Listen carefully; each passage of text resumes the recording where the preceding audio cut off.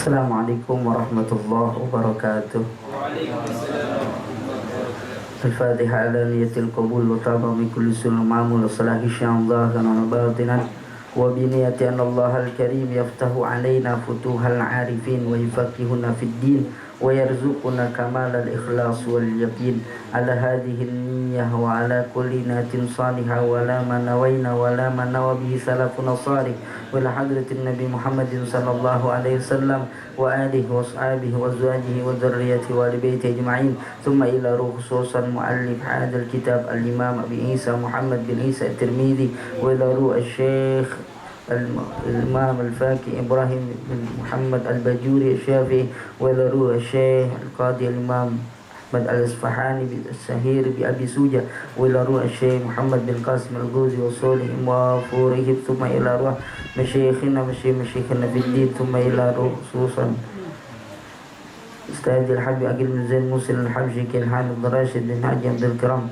وعلم شافي حادم بن محمد صالح رايد وكيل حاج شبيل الرشد وكان حاج حسبي الله بن معلم هادي غير معلم أحمد زاهر بن مهاجر وأبويا كهاجي سيف الدين أمصر وخصوصا مربي روحي وجسري أبويا كالحاج بن صابر بن جمحري وإلى روحي خصوصا الشيخ على رب الله العلامة الحبيب عبد الرحمن بن أحمد بن عبد القادر السقاف وخصوصا الشيخ guru Zaini bin Abdul Ghanis kumpul martabura usuri mafurihim thumma ila ruh masyayikhina wa masyayikhina fid din anna Allah yu'li darajatin fil jannah wa yanfa'una bi barakati nasrarihim anwarihim wa lam fid din wa din al akhirah al fatiha أعوذ بالله من الشيطان الرجيم بسم الله الرحمن الرحيم الحمد لله رب العالمين الرحمن الرحيم مالك يوم الدين إياك نعبد وإياك نستعين اهدنا الصراط المستقيم صراط الذين أنعمت عليهم غير المغضوب عليهم ولا الضالين آمين. Baca lagi satu surat Al-Fatihah dengan surah dengan anwar Al-Fatihah. Mudah-mudahan Allah ampunkan dosa kita, Allah ampunkan dosa orang tua kita, Allah ampunkan dosa guru-guru kita, Allah maafkan kesalahan kita, Allah kabulkan apa yang menjadi hajat kita. Jika ada orang yang niat jahat sama kita, Allah gak sampein kejahatannya, melainkan Allah balikin jadi nikmat buat kita. Al-Fatihah. أعوذ بالله من الشيطان الرجيم بسم الله الرحمن الرحيم الحمد لله رب العالمين الرحمن الرحيم مالك يوم الدين إياك نعبد وإياك نستعين اهدنا الصراط المستقيم صراط الذين أنعمت عليهم غير المغضوب عليهم ولا الضالين آمين. يا ربي بالمصطفى بلغ مقاصدنا واغفر لنا ما مضى يا واسع الكرم يا ربي بالمصطفى بلغ مقاصدنا واغفر لنا ما مضى يا واسع الكرم يا ربي هيئ لنا من أمرنا رشدا واجعل معونتك الحسنى لنا مددا يا ربي بالمصطفى بلغ مقاصدنا واغفر لنا ما مضى يا واسع الكرم ولا تكلنا إلى تدبير أنفسنا فالنفس تعجز عن إصلاح ما فسد يا ربي بالمصطفى بلغ مقاصدنا واغفر لنا ما مضى يا واسع الكرم أنت العليم وقد وجهت يا أملي إلى رجائك وجها سائلا ويدا يا ربي بالمصطفى بلغ مقاصدنا واغفر لنا ما مضى يا واسع الكرم وللرجاء ثواب أنت تعلمه فاجعل ثواب داوى ما ستر لي أبدا يا ربي Mustafa balligh maqasidana waghfir lana ma madha ya wasi'al karami. Allahumma salli wa sallim wa barik alaihi wa ala alihi. Bismillahirrahmanirrahim. Alhamdulillahi rabbil alamin. Allahumma salli ala sayyidina Muhammadin al-Fatihi lima ughliq wal khatimi lima sabaq nasiril haqq bil haqq wal hadi ila siratikal mustaqim wa ala alihi haqqa qadrihi wa miqdarihi al-azim. Allahumma akhrijna min zulumatil wahmi wa akrimna bi nuril fahmi waftah alaina bi ma'rifatil ilmi wa hassin ahlakana bil hilmi wa sahhil lana abwaaba fadlik wansur alaina min khazaini rahmatik ya arhamar rahimin. وبسند المتصل إلى الإمام الحافظ أبو عيسى محمد بن عيسى الترمذي رحمه الله رضي الله عنه وأرضى قال حدثنا محمد بن حميد الرازي حدثنا جرير عن محمد بن إسحاق Anis Salti ibni Abdillahi Haddatsana Muhammad ibn Humaidin, meriwayatkan kepada kami Muhammad bin Humaid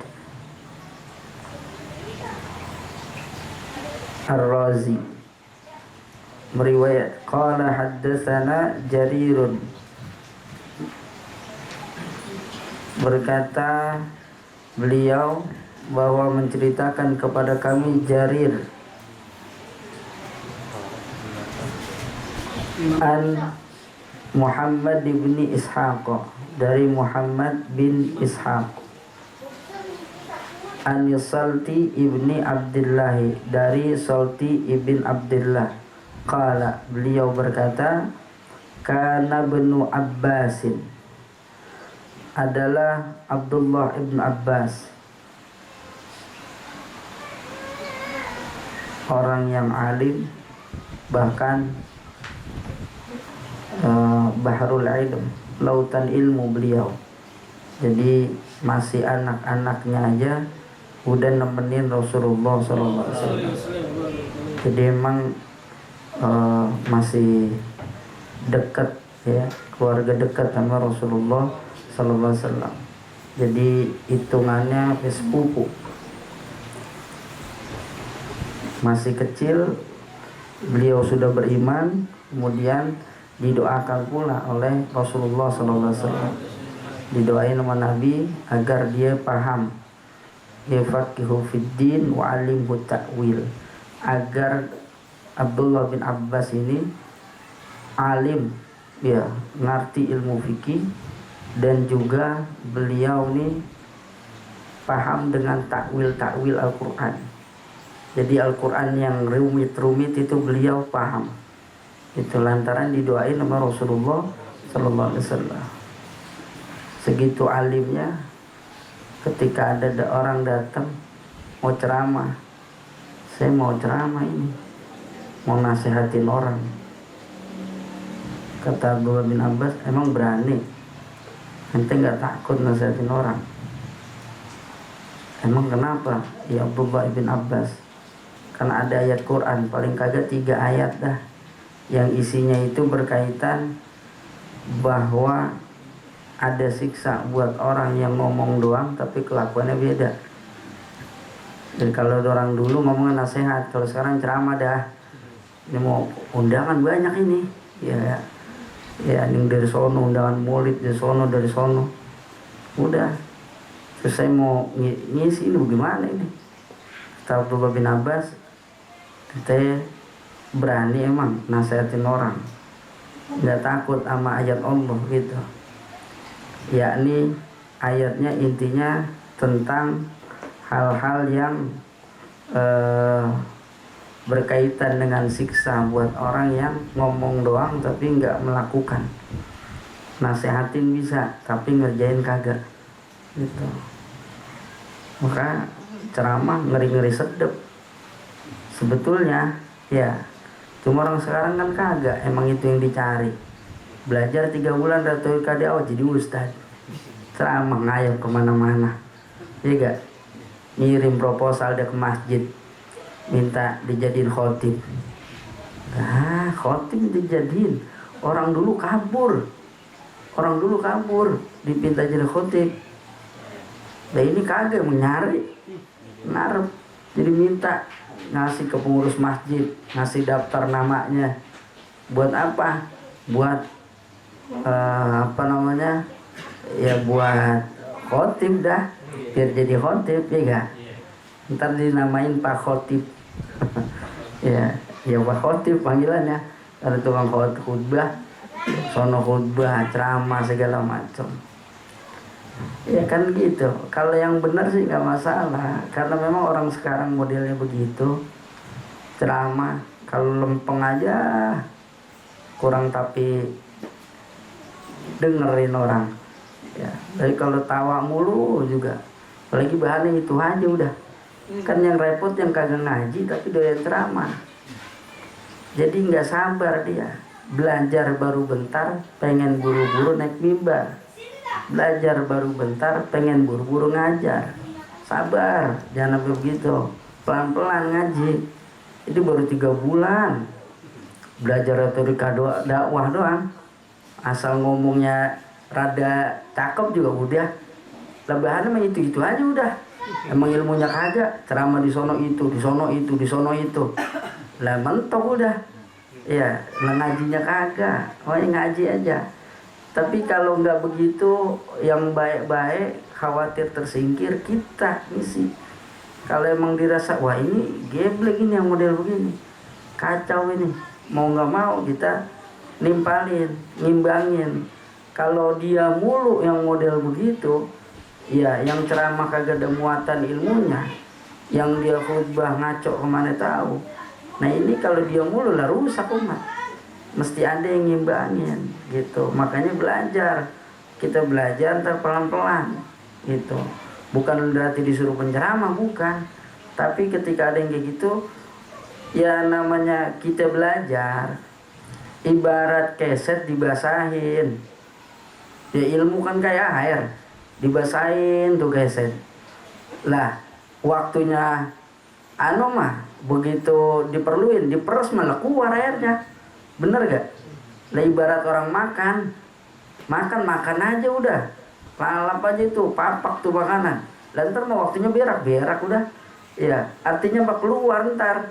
Ilmu mah ada aja nongol ntar. Lah kalau keset kering mau diperes kayak apa masih gitu udah. Kagak nongol, paham gak nih kira-kira? Iya kagak muncul tuh air. Gitu. Jadi orang kagak punya orang berilmu, tapi dia nggak biasa ngomong. Ntar mau waktunya begitu suruh ngomong keluar aja omongannya, tak pelan-pelan gitu. Sekalipun mungkin gugup, ya Assalamualaikum, apa kabar? Alhamdulillah baik, Waalaikumsalam. Masih guter. Ya jadi ya artinya kayak model kayak gitu emang perlu ngimbangin. Tapi itu akhir zaman ya, akhir zaman banyak khutbah, banyak para penceramah. Wa qalilul ulama, sedikit ulamanya. Orang alim dikit, yang banyak orang yang model begitu. Memang dia nyari kemana-mana, nyari ke sono, nyari kemari, walayyazubillah. Yang penting ngaji aja kita yang ngaji. Kalau lempengan ceramah ya ntar waktunya ya udah, ya Allah kasih ntar juga ada gitu waktunya. Nggak usah terburu-buru. Ya ada yang mulai mungkin suruh jadi MC dulu, MC 17-an, agak nyambung. Ya nggak apa-apa, nanti pelan-pelan. Intinya belajar aja dulu gitu. Belajar jangan terburu-buru pengen ceramah jadi ustaz. Belajar retorika sebentaran doang udah pengen jadi kiai aja. Ya ngaji aja ngaji. Tulus zaman, nuntut ilmu waktunya panjang. Ntar kalau udah waktunya juga keluar sendiri. Gitu. Ya perumpamannya tadi aja lah. Keset basah, ya. Keset basah begitu diangkat juga netes juga airnya. Gitu. Nah ini Abdullah ibn Abbas, beliau yatakhattamu fi yaminihi menggunakan cincin di tangan kanannya. Wala ikhaluhu, dan tidaklah aku menyangkanya, yakni Salti ibn Abdullah yang ketemu sama Sayyidina Abdullah ibn Abbas. Ini Syekh Salti ini ketemu Abdullah ibn Abbas, ya sahabat Abdullah ibn Abbas, itu mengatakan wala ikhaluhu, dan tidaklah aku menyangka Abdullah bin Abbas yang menggunakan cincin di tangan kanannya itu illa melainkan qala, beliau berkata, kana Rasulullah sallallahu alaihi wasallam yataqattamu fi yaminihi, adalah Rasulullah sallallahu alaihi wasallam menggunakan cincin atau memakai cincin di tangan kanan.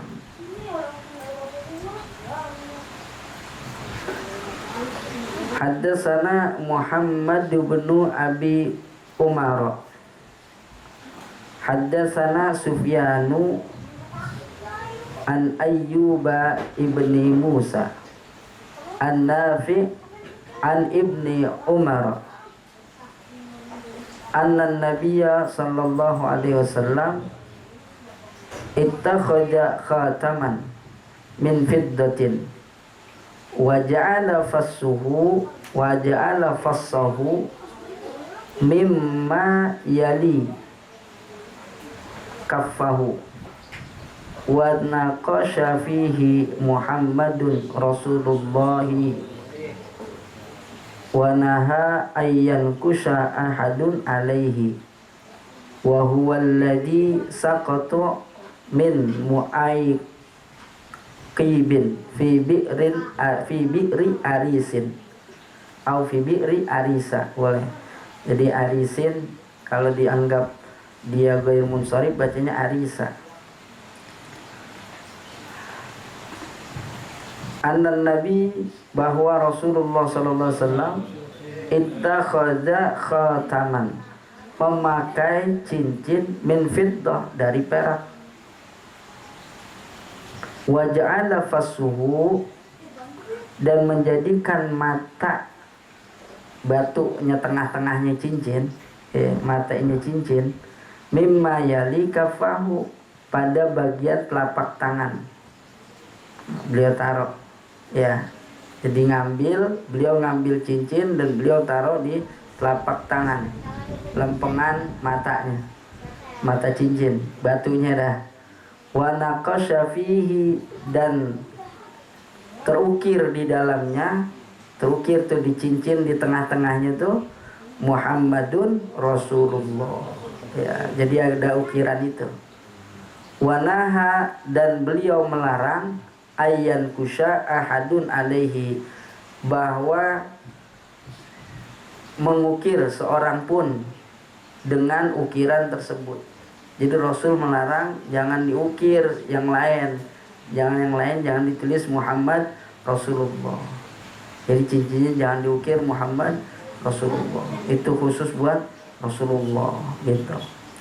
Wa huwal ladzi, dan cincin itulah yang sakata, gugur atau jatuh, min mu'aykibin fi bi'ri arisin, dari mu'akib, ya, nama orang yang disuruh megangin cincin waktu zaman Sayyidina Utsman. Jatuh tuh cincin fi bi'ri arisin, pada sumur Aris. Jadi nyemplung itu, dia nyemplung yang cincin itu, akhirnya dicari nggak nemu. Itu cincin isyarat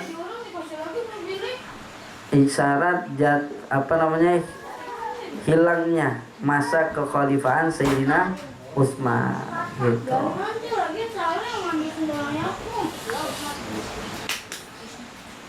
Lagi ngaji. Udah sana ngaji, lagi ngaji.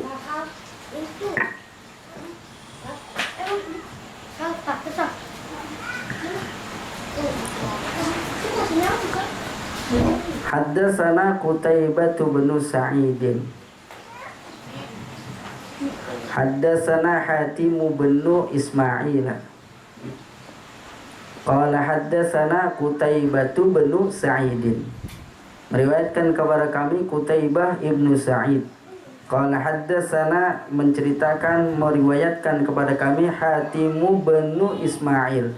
Hatim ibn Ismail an Ja'far ibni Muhammadin, dari Ja'far ibn Muhammad, yakni Ja'far as-Sadiq ibn Muhammad al-Baghir. Imam Ja'far as-Sadiq bin Muhammad al-Baghir bin Ali bin Sayyidina Ali Zainal Abidin ibn Sayyidina Husain, ya. Kemudian ibn Sayyidina Ali karamallahu wajhah wa Sayyidati Fatimah bintu Rasulullah sallallahu alaihi wasallam. Jadi urutan keberapa tuh? Sayyidina Husain cucu. Habis itu Sayyidina Ali Zainal Abidin punya anak namanya Sayyidina Muhammad Al-Baghir. Yang ketika sahabat Jabir nih, Rasul lagi nemenin Sayyidina Husain. Kata Rasulullah sallallahu alaihi wasallam, ini cucuku, nanti dia punya anak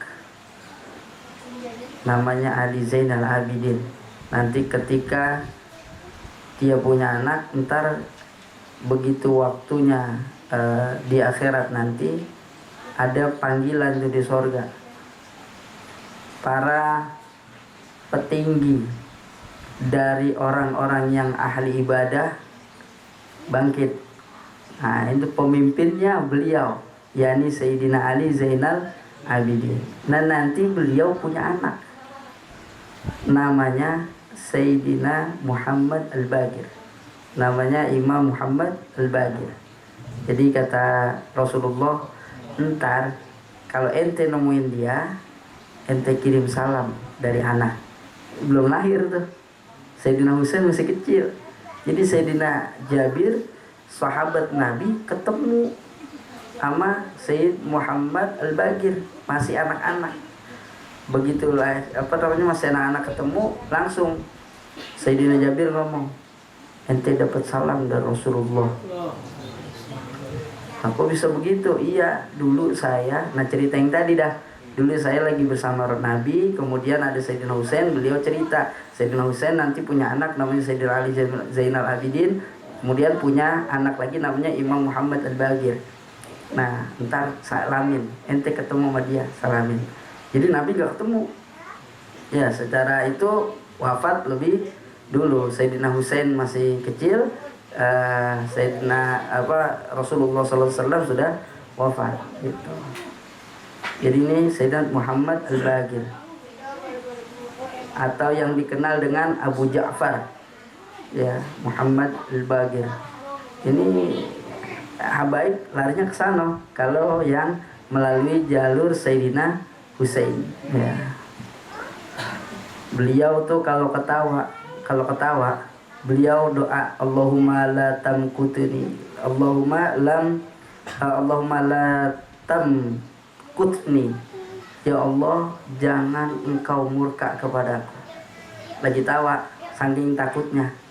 Kalau kita kan tawa polos aja udah, tawa lepas aja, ya. Tapi ya udah masing-masing dah, gitu, masing-masing. Jadi ada yang doyannya tawa, ada yang doyannya nangis. Imam Haddad nangis mulu. Kalau emang gurumu nggak ngajarin nangis, maka jangan ngaji sama dia, gampangnya gitu dah. Nah ya, anak ngajarin nangis kagak? Kan kagak, lu jangan ngaji lah. Ya, kagak Lah kita bingung ngajarin orang nangis. Ayo coba kita nangis bareng. Masa begitu bareng-bareng? Ya, enggak, artinya ngingetin akhirat biar hati kita tuh getar.